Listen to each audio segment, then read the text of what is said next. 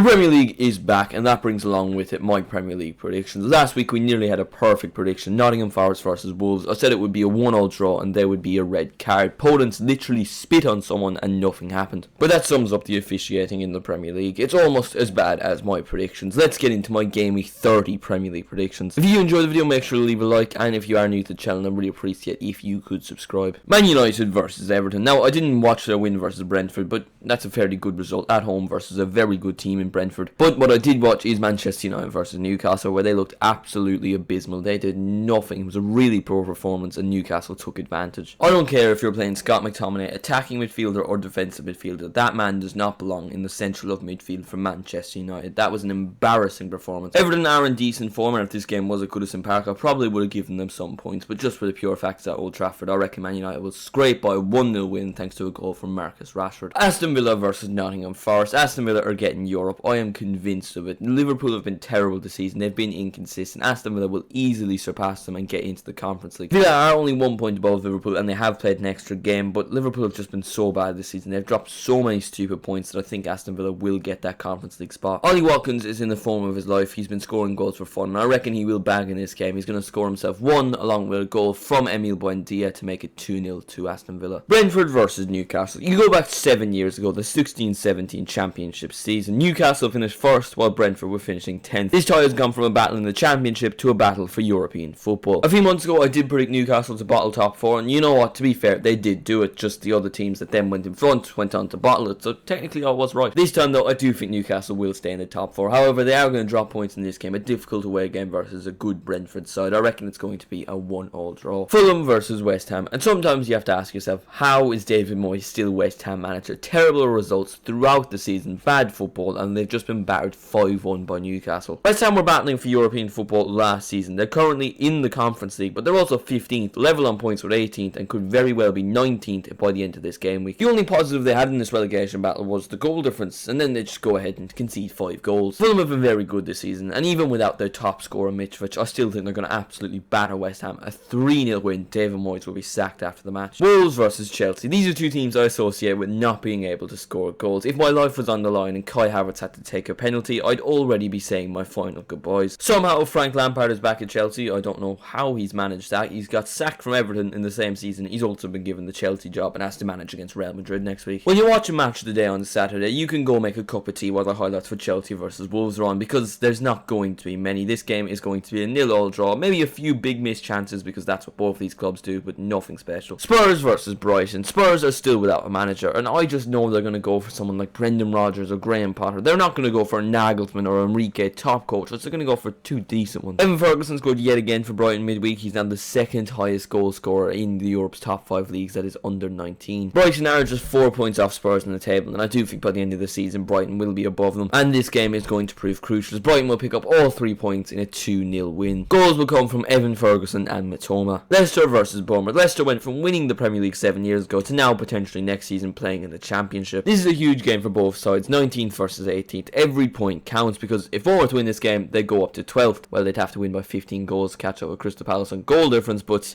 they could potentially go 12th. Bournemouth have picked up some good results in recent weeks, while Leicester could potentially have a new manager bounce as they sacked Brendan Rodgers last week. I just think Bournemouth are going to nab a 1-0 win, which sees them get out of the relegation zone. Southampton versus Manchester City. I don't know why I believe in bogey teams, because they haven't really worked this season. Crystal Palace didn't beat Manchester City, and Southampton didn't beat them in the Premier League at least. However, Southampton did beat Manchester City in the Carabao Cup to knock them out in the quarter-finals. If Haaland scores a brace in this game, by the way, he will now have scored more goals than Chelsea in the entirety of the season. But for some reason, I'm going to back one of the worst defences in the league to keep him quiet. Please do not come back to this video when Manchester City inevitably win 4-0. Haaland scores a hat-trick and De Bruyne scores an absolute worldie, but I think this game is going to be a 1-1 draw and a crucial point for Southampton. Crystal Palace versus Leeds. Last week, Crystal Palace beat Leicester, a 2-1 win, their first win of 2023, but apparently Patrick Vieira's sacking was unfair. Leeds managed themselves out of the relegation battle last season, and I think they are going to do a similar thing this season. Everyone seems to think they're going to go down. I think there are teams more likely to go down than them. A reoccurring theme last season in Leeds' battle for survival was late goals. They scored a lot of late goals towards the end of the season, which would prove crucial in the fact that they stayed up. But I think a similar story will happen here, as Crystal Palace will take the lead early thanks to Anderson, and Leeds will get a 90th minute equaliser, which will prove crucial in the relegation battle. Liverpool versus Arsenal, definitely the big game of the weekend. It's the one that's going to be getting all the coverage, but we all know Liverpool Liverpool are going to get battered. Arsenal haven't won at Anfield since 2012, so it's been 11 years, but today is going to be the day. Liverpool have been abysmal this season. They've just not looked like themselves at all. They scored 7 goals versus Man United. Fair play to them, but it seems like they've used up all their goals in that game. They couldn't score against Chelsea. Chelsea outplayed them on Tuesday, and Chelsea were being managed by a man, I've already forgotten his name, and he will never be seen in English football again, but even he was able to get a point off Jurgen Klopp's Liverpool. Liverpool have performed in some big games this season, but I just don't see it happening in this one. They gave away so many easy chances to Chelsea. Lucky for them, they can't shoot, but Arsenal are a team that are definitely in good form, a team that can definitely put the ball in the back of the net. This game is going to finish 3-0 to Arsenal. So that was my Game Week 30 Premier League predictions. Let me know what you thought of it in the comments, and as always, leave me your Game Week 30 Premier League predictions in the comments. If you enjoyed the video, make sure to leave a like. If you are new to the channel, really appreciate it if you could subscribe, and if you want to support the channel that extra bit more, feel free to become a channel member. Thank you all so much for watching, and I will see you in the next one.